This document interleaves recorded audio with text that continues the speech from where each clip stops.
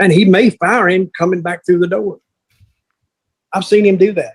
Here it is. One guy went out one night and he said something like, he called the fans, you're a bunch of lazy cricks or something. Oh, my God. He was fired before he got back. Brad Maddox, I believe that was. Yep. Yeah, I was there. I was sitting right beside Vince. Tell him to go home and not to come back. Oh, you've got to elaborate slightly. So you were in gorilla position when all this happened. Oh yeah, I was up. There was going to be another match. See, they want you up there. Say you got a match before you. They want you when that match is in the ring. They want you standing by. They don't want to go looking for you when it's time because, in a building it's big. You could be anywhere, so they want you on deck. And I can see that. They want you on deck. So me and Swagger were there, and whoever we were working with, we're sitting there. And I'm sitting here, and Vince is probably 2 people down. There was nobody in the seat next to me. And Vince is down there he's looking at a monitor. And this was the start of the night. So Brad Maddox went out there, and they told him to do, he's a pretty decent talker. And he went down there, and when he called them a bunch of pricks, Vince just said, what? He just hit the ceiling. I mean, you can say a lot of, it's according to who said it, but Brad Maddox said it, and they didn't like it, so he fired him on the spot, and he was fired before he got back from the ring. So one of the agents took him, and he assigned an agent, said, go tell him to get his bag and go home. So, and I never saw him again.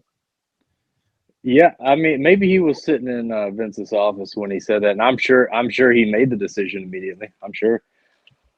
Yeah, he went on to say, I cut it off there, but he went on to say, maybe if he said like asshole or something like that, or basically maybe Vince was just having one of those days type of thing, like, hey, I hate to kick off the show with you on here about talking about you getting fired, man, but somehow it just led into an unsolved mystery. It did feel weird in retrospect because Carano called me he didn't tell me I was fired. He called me the next day to confirm that I was fired, and that was Thanksgiving, I believe. And it felt weird knowing that I had gone ahead and had an entire match while being technically fired. Oh, so you had a match after that? Yeah, just out there to cut a promo and come back. You had a match? Yeah. Oh shit! Did they screw you on your pay, or did they pay you for the match?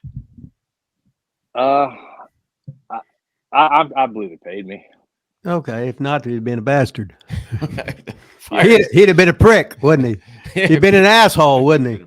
I do wonder if the agents on board knew that I was fired or not, because it was Rotunda sitting there in Vince's spot. He had the headphones on, and he was just looking at me stone faced like.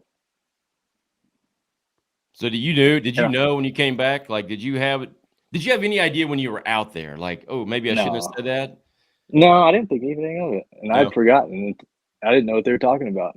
Yeah, big gold and a billfold. So swole that I can't get the shit closed. So I money fold and rubber band wrap. And when it pop, bitches sound like a hand clap.